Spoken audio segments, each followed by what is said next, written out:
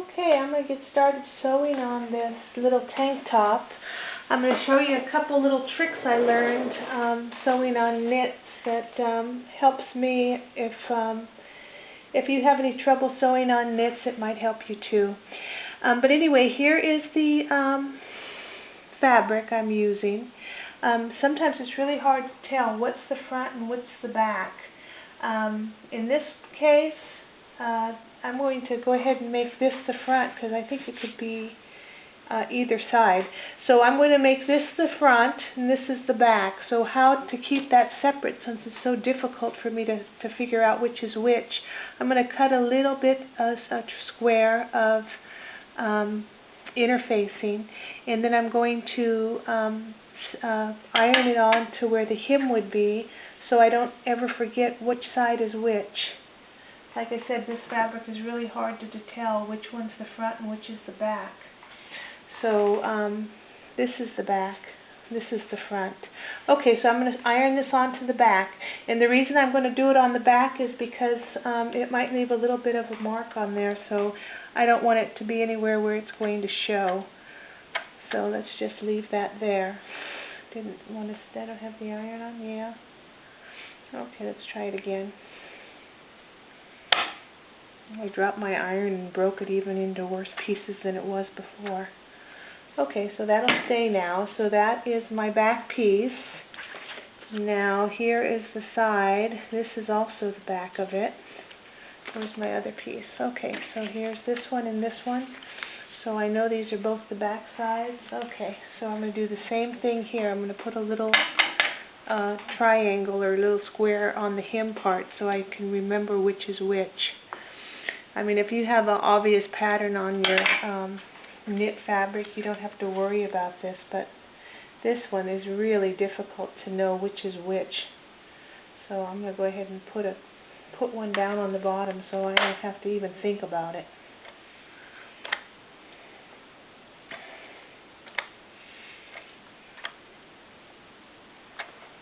This is a rib knitting. It's one of those really, see what you're seeing, it's one of the thicker ribs.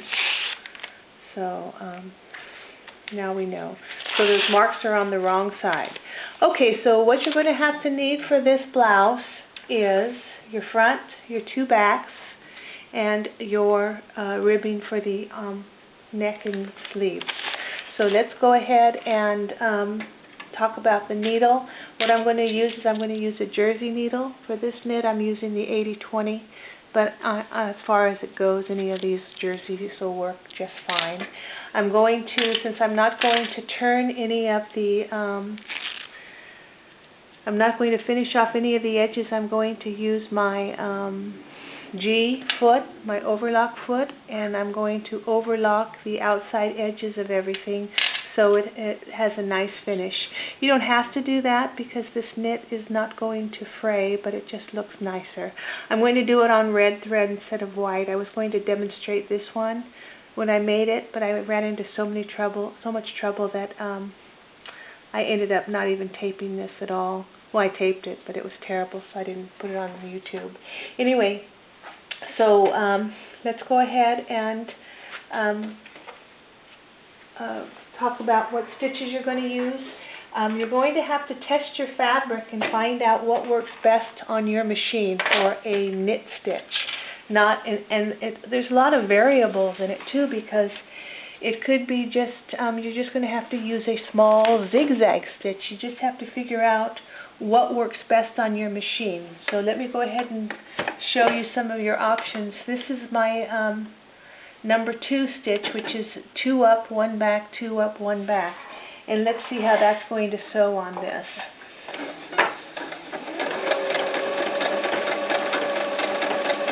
You can see what you're seeing. Okay, here we go. Let me move over a little bit. Okay, let's see what that looks like. So basically what that does is it gives you a straight looking stitch, but you still have a little bit of a stretch in there.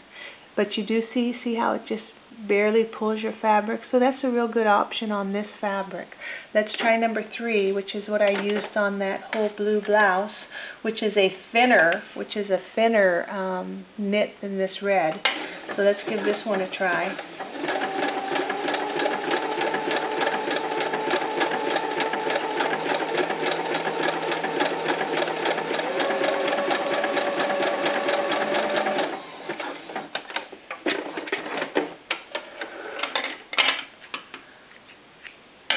Okay, you can't see it, but there is that number 3. You still get a little bit of a stretch on here, but that would be a good option also. The nice thing about this thicker rib is it is kind of thick and you don't have to worry about it stretching. Okay, so your last option would be your number 4, which is your zigzag. So what you want to do on your zigzag is make it as small as possible. Well, not as small as possible, but let's just try 1-1 and see what happens. 1 length, 1 width.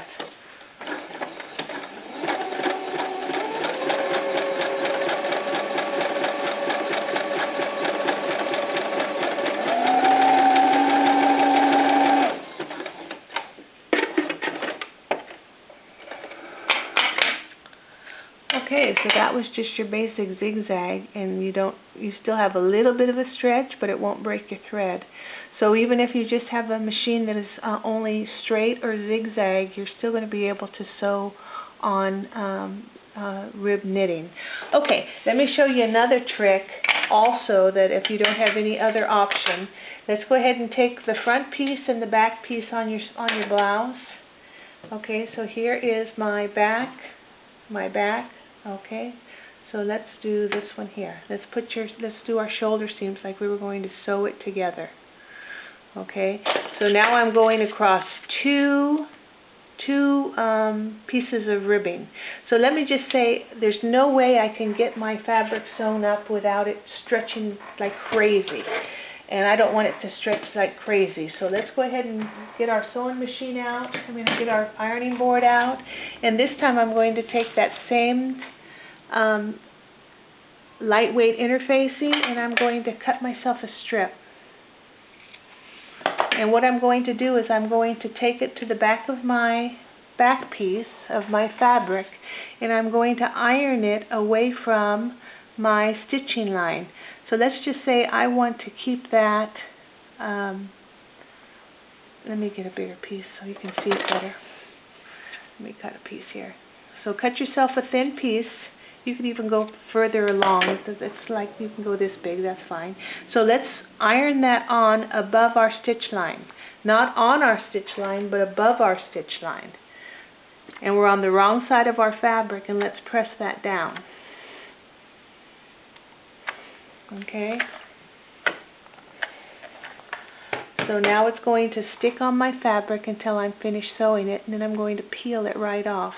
And what that's going to do for me is going to help that fabric from not stretching as I sew it. So let's pin our pieces back together again.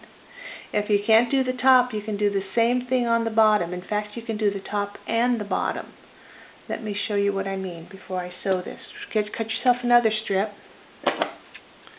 And this time we are going to iron it below our seam line.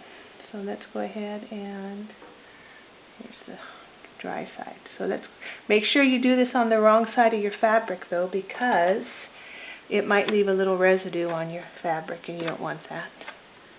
Oops, it moved on me. Let me push it down.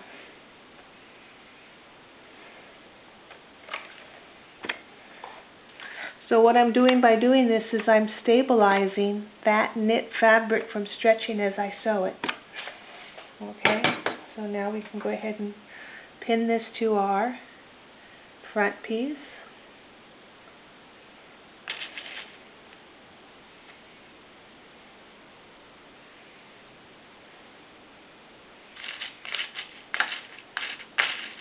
This is for people who have a tough time getting that stitch across that shoulder line across two pieces of ribbing without having that stretch on you. So let me go ahead and get my machine up here. Okay, I'm going to go ahead and use my regular zigzag, and I'm going to let me go back to where I was, just do my machine setting. And what I'm going to do is I'm going to sew across and put my shoulder seam in. I've got that. I've got the interfacing against the feed dogs. Okay, so let's go ahead and sew that seam across.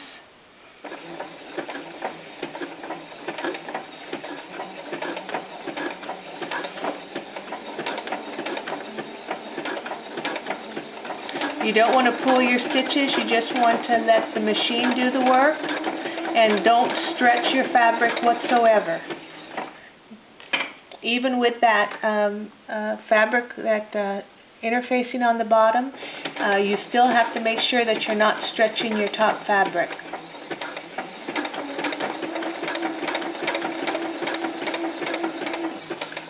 Okay. Let's take that off. Okay, so now what we can do is just go ahead and peel that right off. And it just comes right off. Cut your threads, open up your seam, and there you go. It didn't stretch at all. You still have the stretch stitch in there, but it didn't stretch your fabric. Okay, so this is for those that will stretch the fabric if you have a machine that will pull it and not let you sew across that edging. Let me show you what I mean. Let me just show you that this was, let's just pretend that this was our shoulder seam. Okay, this was our shoulder seam. Okay, so I'm going to go ahead and sew that just like I did the other one, only I'm not going to use any interfacing this time. It might work just fine, but then again it's probably going to stretch to heck. Let's see what happens.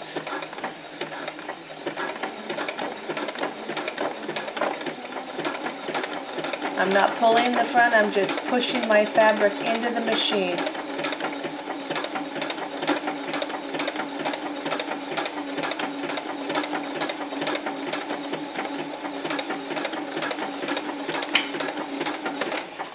Let's see what happens there. Well, it turned out okay, but there's still a lot more stretch than there would have been. I don't know if you can tell that or not, but it did stretch a little bit on the fabric. Not too badly, but it did stretch a little bit. I don't know, you probably can't see because the thread is the same, but you can tell that there is a little bit more stretch than without the interfacing. But it still looks okay, still workable. Okay, so one shoulder seam's done. Let's go ahead and do the other one. This time we'll do the other one without the interfacing and see if we can do it and measure them up against each other and see how that works out.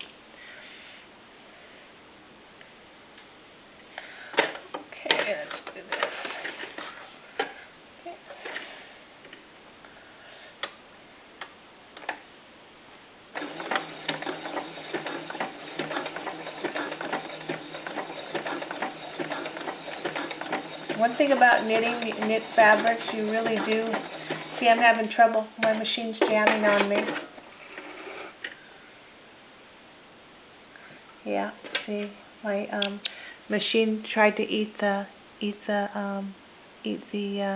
fabric and the thread. Okay, it's hard to see with the red on the red, but what I'm going to do now is I'm going to remove all these stitches and I'm going to go back to the interfacing method and sew that away. Let's see if I can get these out of here. Okay.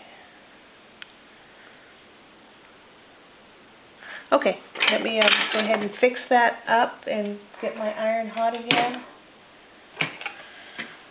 This time I'm just going to go ahead and throw a piece of interfacing on there and not even worry about taking those odd stitches out and just see if I can just recover from there.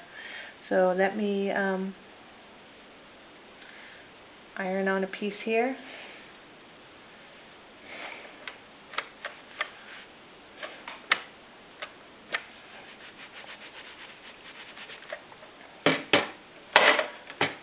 I'm just going to turn this over. I'm going to do one on the top and one on the bottom and see how that works out. Just make sure it's away from your line of stitching. Even if you do end up sewing over it, it's not a problem. You can just cut it off. Okay. Alright, so I got the two interfacing ironed on.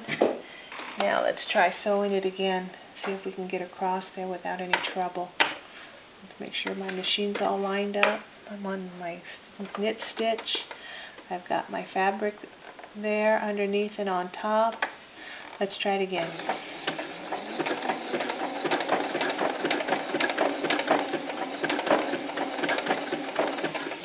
Okay, let's push your fabric towards the pressure foot.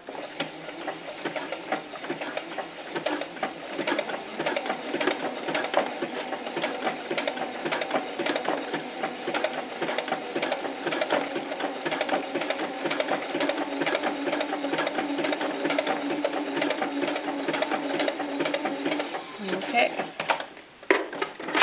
Let's see how we do.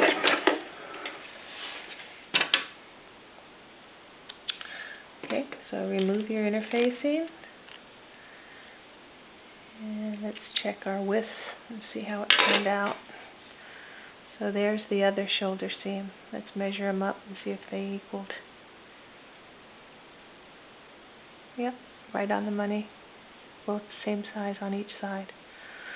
Okay, so now we've got our shoulder seams put in. What I'm going to do is, before I go and put in my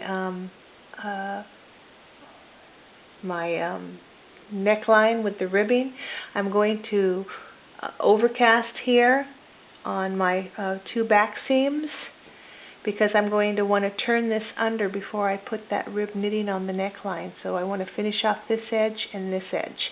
So how I'm going to do that is I'm just going to take my G-foot and I'm going to go to remove it and put it on my machine.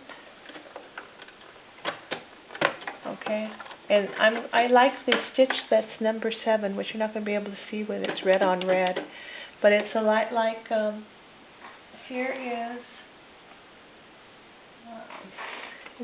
a piece of the red I did in the white.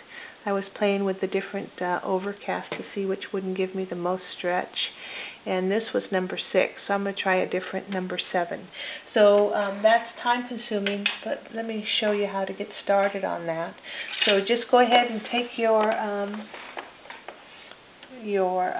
ribbing, because we're going to finish off one side. Just put it on your machine, and it takes a long time to sew because the overlock stitch is time consuming. So anyway, I've got it on number 7. Let me see what you see here. I have it on 7, which is my overlock, which is zigzag with a line in the middle. But it takes forever. Just make sure you're pushing up your fabric up against that edge of that machine, that bar on the foot, and then just let it overcast. But it is time consuming, and it takes a while because you don't want to stretch your fabric.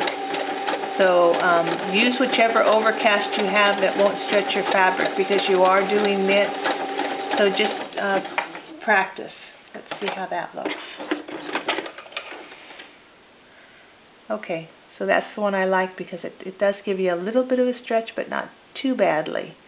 So just use your machine and find out which works best for you. You know, when you try your machine, you just have to try everything to see what works, because something will work and something else won't. So it's just a matter of finding out which one works best on your machine. Okay, so I'm going to overlock this and overlock the two back edges on the vest or blouse, however you want to call it, the tank top, and then I'll be back.